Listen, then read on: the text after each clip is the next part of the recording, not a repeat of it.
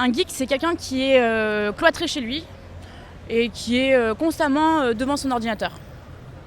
Je suis pas tout à fait d'accord. Pour moi, un geek, c'est constamment devant son ordinateur, mais c'est surtout quelqu'un qui s'y connaît un peu en technologie. Enfin, moi, je le vois très bien en train de programmer un site internet, des choses qu'on ne sait pas forcément tous faire. Un geek, c'est quelqu'un qui aime l'informatique, les jeux vidéo, les mangas, la culture urbaine. Pour moi, le geek, il finalement se sépare de ses amis au fur et à mesure qu'il se connecte avec son ordinateur. J'en connais, j'ai des geeks parmi mes amis. Généralement, ils sont ouverts à d'autres choses, comme tous les passionnés qui élargissent un peu leur champ de vision. Avant, c'était vraiment un stigmate d'être geek, c'est l'espèce de... C'est pas bien. Non, c'est ça. Puis ça a changé, c'est rendu... On remarque qu'il n'y a plus une seule personne, il y a plusieurs personnes qui suivent ce mouvement-là. Et ce n'est pas mal, c'est bien.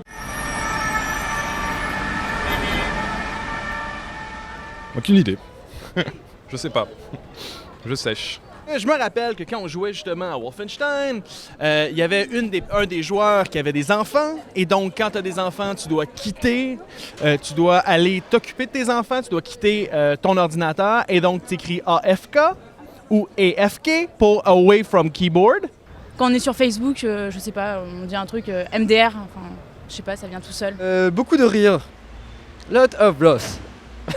Se faire kicker d'un site, j'imagine que c'est se faire exclure. On peut aussi se faire kicker quand on ralentit trop le serveur parce qu'on n'est pas sur le même continent. C'est vrai. Donc, tu te fais botter, tu te fais kicker. Oui, on a des problèmes de ping, Ouais, et exactement. donc on peut se faire kicker à ce moment-là.